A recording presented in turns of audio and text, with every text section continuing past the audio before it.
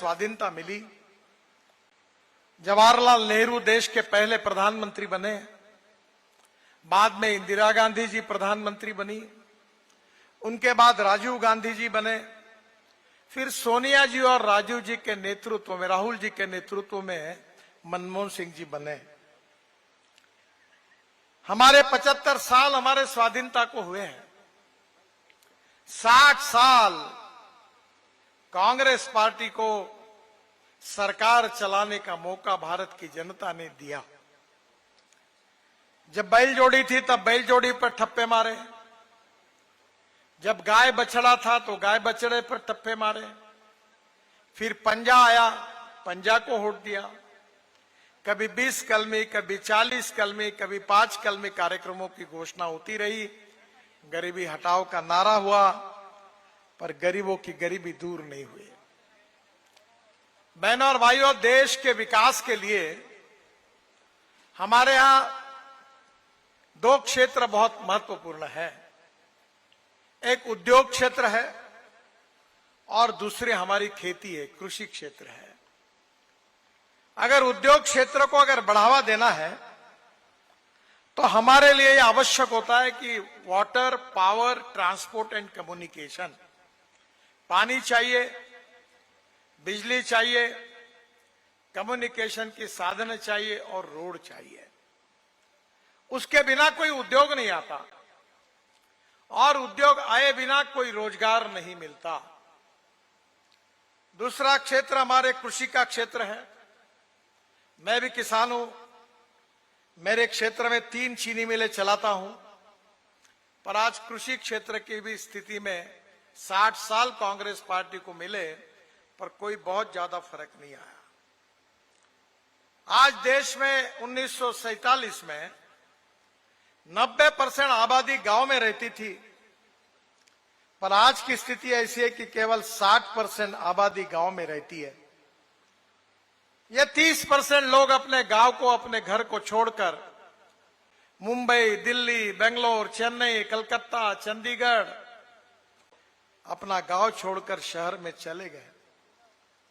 खुशी से गए? खुशी से नहीं गए, मजबूरी से गए। गांव में अच्छे रोड नहीं थे, गांव में पीने के लिए पानी नहीं मिल रहा था, किसानों को उनके फसल का सही दाम नहीं मिल रहा था, बेरोजगार युवाओं के हाथों को काम नहीं था। गरीबी, भूखमरी और महंगाई के मार के कारण रोजगार को ढूंढने के लिए लोग शहरों में गए। यह कांग्रेस पार्टी के गलत नीतियों का परिणाम था और इसीलिए हमारी सरकार ने यह निर्णय किया कि देश का विकास अगर करना है तो उद्योगों को बढ़ाना होगा और उद्योग अगर बढ़ाने होंगे तो उसके लिए पानी, बिजली, रोड, कम्युनिकेशन के साधनों का निर्माण करना होगा। हिमाचल प्रदेश की हालत तो बहुत ही खराब थी, रोड ही नहीं थे। वैसे आपका क्षेत्र तो प्लेन है, पर बाकी पहाड़ी क्षेत्र में रोड बनाना बहुत कठिन है। आजू बाजू में लोगों के घर है, प्रॉपर्टी एक्वायर करनी पड़ती है, जिसका अनुभव मैं 10 साल से ले रहा हूं, कितनी कठिनाइयां होती है। पर मैंने रोड बनाने के लिए नई योजनाएं बनाई। जैसे हमने राष्ट्रीय महामार्ग की योजना बनाई, तो मुझे याद आता है कि 95-2000 में मैं महाराष्ट्र में, मुंबई में मंत्री था।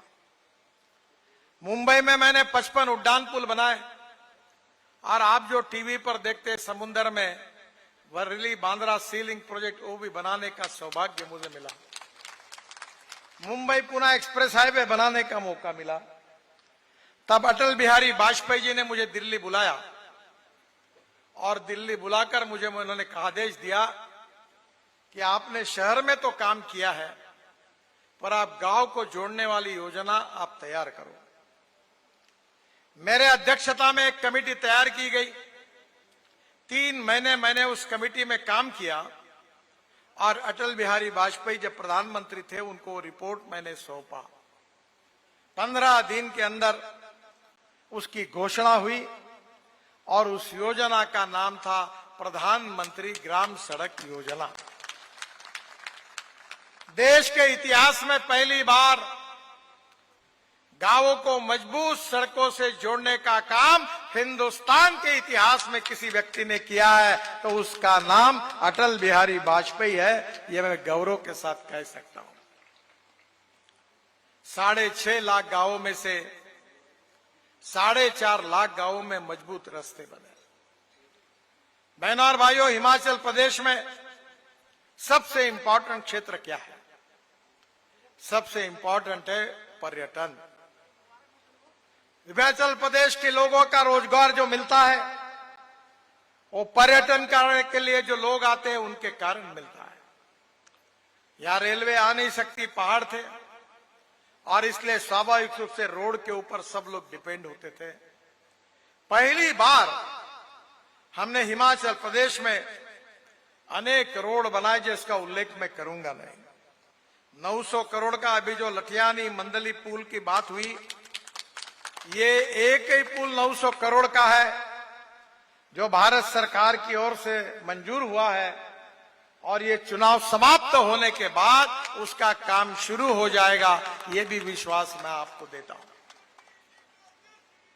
एक एक रोड, एक एक ब्रिज बनने से 2-2, 3-3 घंटे का फर्क पड़ता है, और इसलिए बहनों और भाइयों बड़े प्रमाण पर टूरिस्ट आ रहे हैं।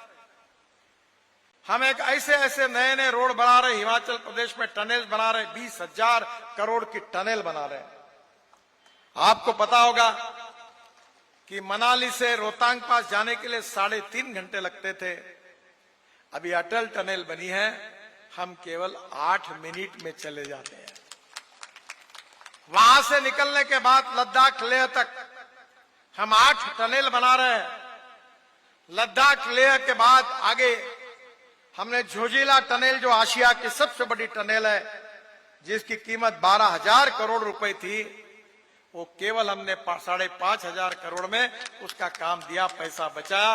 वो भी टनल का काम अब पूरा होते हुए आया है। उस टनल से बाहर निकलने के बाद झेड़मोर टनल है। झेड़मोर टनल से बाहर निकलने के बाद आप श्रीनगर पहुंचेंगे। फिर श्रीनगर से जम्मू के बीच में रास्ता अच्छा बन गया है, हमने 8 टनल बनाई है।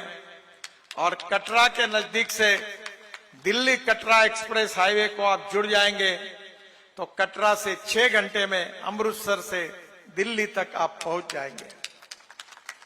दिल्ली आने के बाद दिल्ली से मुंबई 1 लाख करोड़ रुपए का हाईवे लगभग पूरा होते हुए आया है, जो दिल्ली से मुंबई केवल 12 घंटे में सफर पूरी करेगा।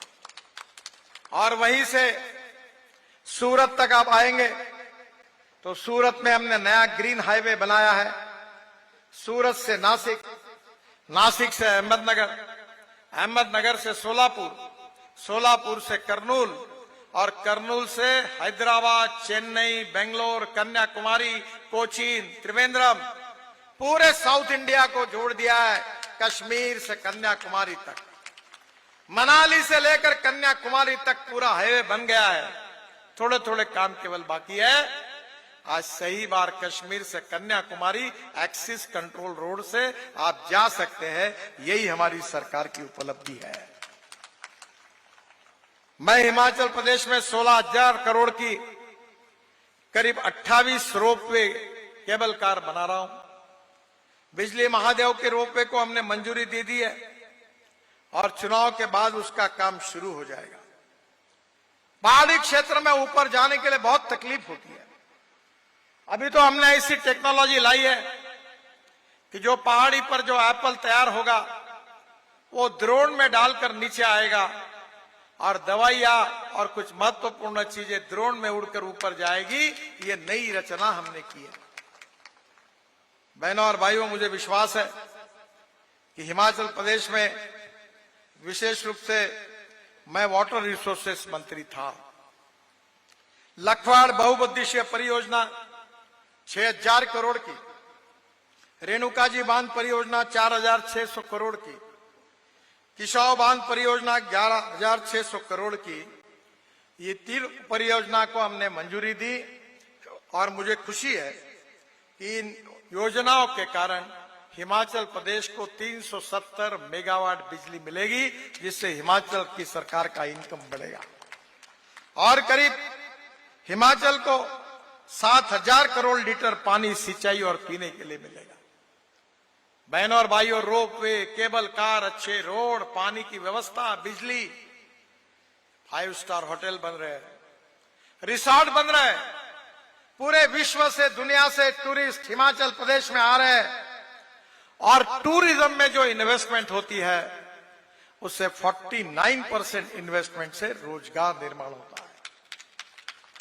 हमारे युवाओं को रोजगार मिलेगा, लड़कियों को रोजगार मिलेगा तो गरीबी दूर होगी। गरीबी दूर होगी तो समृद्ध संपन्न बनेंगे। हम हिमाचल प्रदेश को समृद्ध संपन्न बनाना चाहते हैं। गांव, गरीब, मजदूर, किसान का कल्याण करना चाहते हैं। हिमाचल प्रदेश को अच्छे रोड देना चाहते हैं। हिमाचल प्रदेश के लोगों का इनकम बढ़े, टूरिज्म बढ़े, युवाओं को रोजगार मिले और टूरिज्म में हिमाचल प्रदेश देश का एक प्रमुख राज्य बने, ये हमारी कोशिश है। ये पानी, बिजली, रोड के बिना संभव नहीं है और इसलिए इस प्रकार की डेवलपमेंट के बारे में मैं कहना चाहता हूं कि कांग्रेस पार्टी ने जो 60 साल में नहीं किया है वो केवल 10 साल में हमारी सरकार ने करके दिखाया। मैं आपको बताना चाहता हूं कि आजकल बड़े बड़े परिवारों में जब मुंबई और दिल्ली में शादी होती है तो जो एप्पल फ्रूट्स रखे हुए रहते हैं वो विदेशों से आते हैं।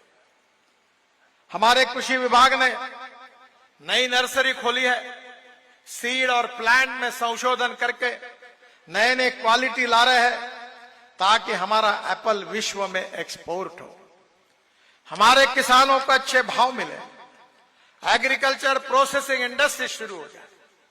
मैं जब एमएसएमई का मंत्री था तो हिमाचल में मशरूम तैयार करने का काम जोरों में हुआ, अनेक लोगों को रोजगार मिला।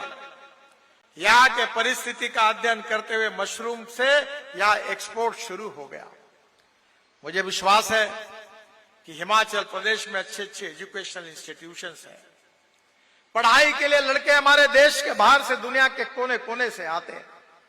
शैक्षणिक क्षेत्र हो, सामाजिक क्षेत्र हो, कृषि क्षेत्र हो, सेवा का क्षेत्र हो, हर क्षेत्र में विकास कैसे हो, यही हमारी सबसे बड़ा उद्देश्य होता है। हमारे पंडित दीनदयाल उपाध्याय जी ने अपने सामाजिक आर्थिक चिंतन को अंत्योदय के रूप में बताया है कि समाज के जो शोषित है, पीड़ित है, दलित है, जिनके पास रहने के लिए मकान नहीं है, खाने के लिए रोटी नहीं है, शरीर पर कपड़ा नहीं है, उस दरिद्र नारायण को भगवान मानकर हम उसकी निरंतर सेवा करते रहेंगे। और जिस दिन इस गरीब व्यक्ति को रोटी, कपड़ा और मकान मिलेगा, उसी दिन हमारा कार्य पूरा होगा, ऐसा हम समझेंगे। बहनों और भाइयों, हमने इलेक्ट्रिक की कार लाई, मैं मंत्री हूं ट्रांसपोर्ट का, इलेक्ट्रिक स्कूटर लाई, इलेक्ट्रिक की बस लाई। जहां 100 रुपए का डीजल लगता था वहां 3 और 4 रुपए की बिजली लगती है। हमारा किसान केवल अन्नदाता नहीं रहा, हमारा किसान ऊर्जादाता बना, जो बिजली तैयार कर रहा है। ये जो पराली है पंजाब हरियाणा के जलाते थे, उससे हमने सीएनजी गैस बनाया। हमारा किसान अन्नदाता से ऊर्जादाता बना, ऊर्जादाता से पेट्रोल डीजल का हम 16 लाख करोड़ का इंपोर्ट करते हैं। अब हमारे देश में हमारा किसान देश के लिए लगने वाला फ्यूल तैयार करेगा। मेरे पास दिल्ली में गाड़ी है जो कि किसानों के चावल से, मक्के से बने हुए इथेनॉल पर चलती है, जिससे किसानों को भाव मिल रहा है। बहनों और भाइयों, किसान ईंधन बना रहा है। 10 साल के बाद यह स्थिति आएगी कि हमारा फॉसिल फ्यूल का, पेट्रोल डीजल का इंपोर्ट बंद होगा और हमारा किसान देश के लिए पेट्रोल डीजल का पर्याय इथेनॉल तैयार करके देगा। गांव समृद्ध संपन्न हो गए, युवाओं को रोजगार मिलेगा। मेरे पास हाइड्रोजन पे चलने वाली गाड़ी है, पानी से हाइड्रोजन निकलता है और वो गाड़ी अब हम ला रहे हैं और किसान हमारा हाइड्रोजन तैयार करेगा। पेट्रोल डीजल के बजाय हाइड्रोजन पर हमारी मशीनरी चलेगी हमारा किसान अन्नदाता से ऊर्जा दाता, ऊर्जा दाता से ईंधन दाता और ईंधन दाता से अब हाइड्रोजन दाता बनेगा। और इतना ही नहीं तो परली से बिटुमिन भी बनने बनाया। अगर आप पानीपत में जाओगे तो इंडियन ऑयल ने मेरे आग्रह पर एक बड़ा प्लांट लगाया है। परली से 1 लाख लीटर इथेनॉल तैयार हो रहा है, 150 टन डांबर बिटुमिन तैयार हो रहा है और 76,000 tonne bio aviation fuel, sustainable aviation fuel यानी हवाई ईंधन तैयार हो रहा है। अब किसानों ने तैयार किए हुए ईंधन पर हवाई जहाज चलने वाले हैं, वो दिन अब दूर नहीं है। आप कहेंगे कि गडकरी जी हमको सपने दिखा रहे हैं। मैं सपने दिखाने वाला नेता नहीं हूं, जो बात करता हूं वो डंके की चोट पर पूरी करके दिखाता हूं। मैं जो घोषणा करता हूं ये कोई पत्रकार भाई मुझे सवाल नहीं पूछ सकते। जो मैंने कहा वो हुआ ही है, वो होता ही है, यही विश्वास मैं आपको देता हूं। हमें इस देश की तकदीर को बदलना है, ये देश के भविष्य को बदलना है, हमारी मातृभूमि को, हमारे हिंदुस्तान को दुनिया का विश्व गुरु बनाना है, $5 ट्रिलियन की इकोनॉमी बनानी है, तीसरी दुनिया की सबसे बड़ी अर्थव्यवस्था बनानी है। और ये बनाने के लिए ईमानदारी से सही नीतियों के साथ काम करने वाली सरकार चाहिए। अगर आप मोदी जी के नेतृत्व में फिर से एक बार हमारी सरकार लाओगे तो आपका ये सपना हम पूरा करके दिखाएंगे, इस विश्वास देने के लिए मैं आपके पास आया हूं। और इसीलिए मैं आपसे अनुरोध करने के लिए आया हूं कि मेरे सहयोगी अनुराग जी, जिनका यहां के विकास में बहुत बड़ा योगदान है, वो लोकसभा में खड़े हैं और विधानसभा में आपके लोकप्रिय देवेंद्र जी खड़े हैं। ये दोनों की कमल के फूल की बटन दबाइए, इनको विजयी बनाइए और हिंदुस्तान को भय, भूख, आतंक, भ्रष्टाचार से मुक्त करने के हमारे संकल्प को सहयोग करिए। गांव गरीब मजदूर किसान का कल्याण करिए। और इसीलिए आप देवेंद्र जी को भी आशीर्वाद दीजिए, अनुराग जी को भी आशीर्वाद दीजिए, भारतीय जनता पार्टी को जिताइए। यही आपसे हाथ जोड़कर प्रार्थना करता हूं। आप सबको बहुत बहुत धन्यवाद देता हूं कि इतने धूप में आप आए हो। आपको बहुत बहुत धन्यवाद, बहुत बहुत शुभकामनाएं। मेरे साथ जोर से कहिए, भारत माता की, भारत माता की, भारत माता की। नमस्कार, धन्यवाद।